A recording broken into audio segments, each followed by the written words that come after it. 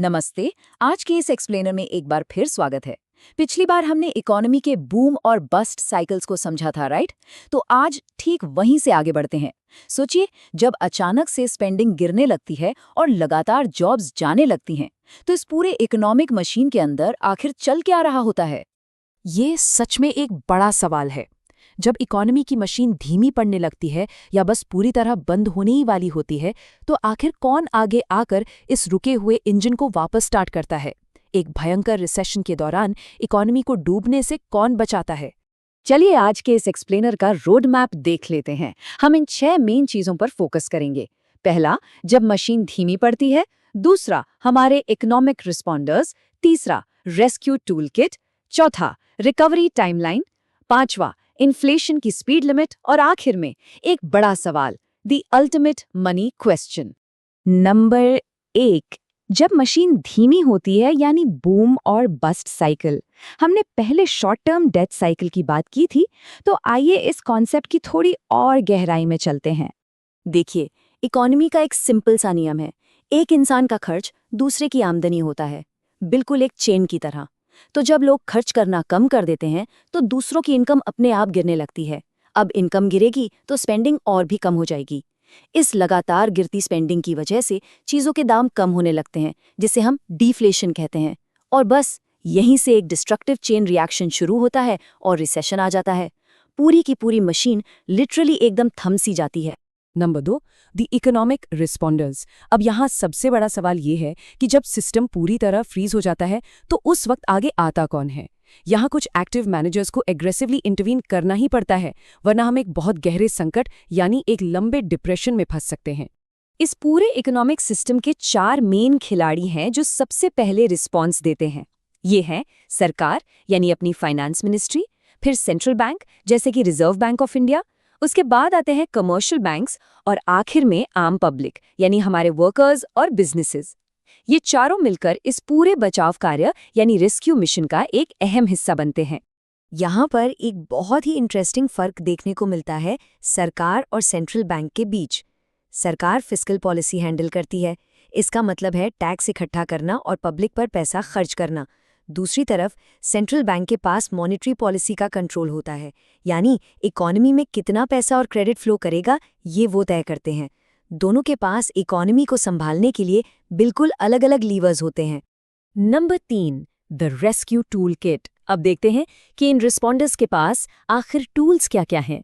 ऐसे 3 specific tools हैं जिनका इस्तेमाल करके रुकी हुई स्पेंडिंग को वापस लाया जाता है और इकोनॉमी को स्टेबलाइज किया जाता है।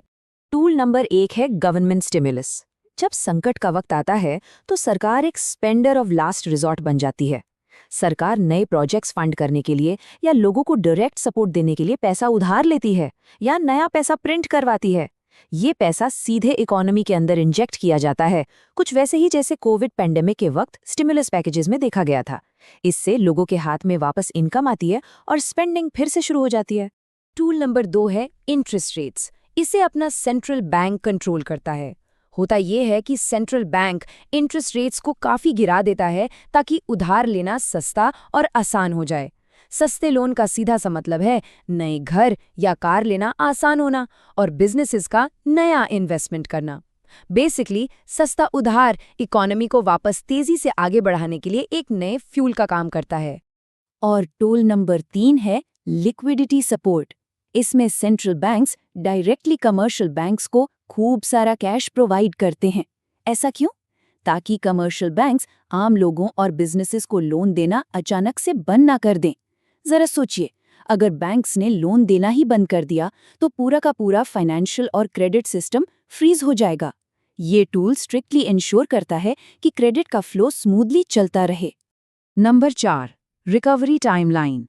चलिए अब टाइमलाइन पर नजर डालते हैं और देखते हैं कि हिस्टोरिकली ये तीनों टूल्स एक के बाद एक कैसे फायर होते हैं, जिससे एक मृत पड़ी इकोनॉमी में वापस जान फूंकी जा सके।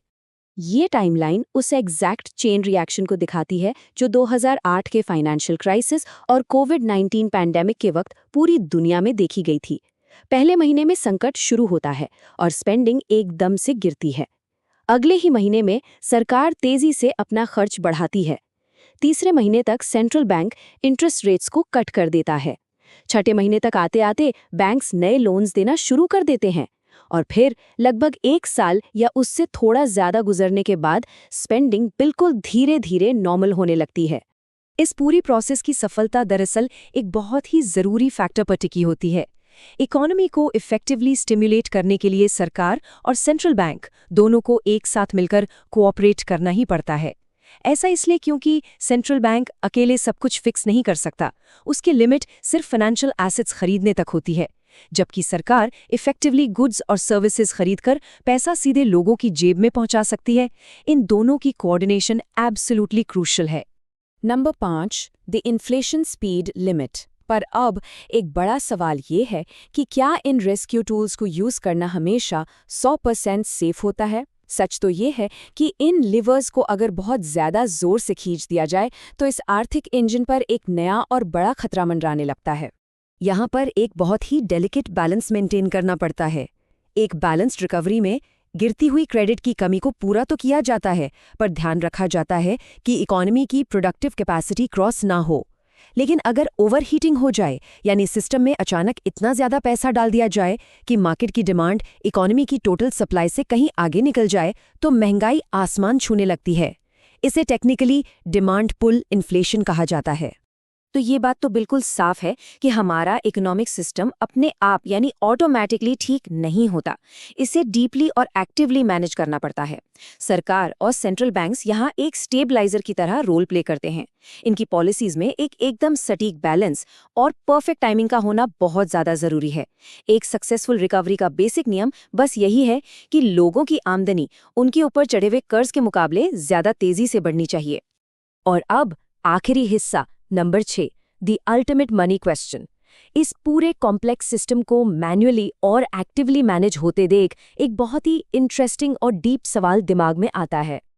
अगर संकट के वक्त सेंट्रल बैंक्स सच में इतनी आसानी से नया पैसा प्रिंट कर सकते हैं या सिस्टम में अचानक से कैश इंजेक्ट कर सकते हैं, तो फिर सरकार बस सभी को अनलिमिटेड पैसा क्यों नहीं बांट देती? है ना कमाल का सवाल। ये एक ऐसी फिलोसॉफिकल डायलेमा है जो पैसे की असली ताकत और वेल्थ क्रिएशन की असल लिमिटेशंस के बारे में गहराई से सोचने पर मजबूर करती है। आगे आने वाले वक्त में इस माइंड बेंडिंग टॉपिक पर एक और चर्चा करना सच में बहुत दिलचस्प होगा। आज के इस एक्सप्लेनर में जुड़ने के लिए बहुत बहुत शुक्रिया।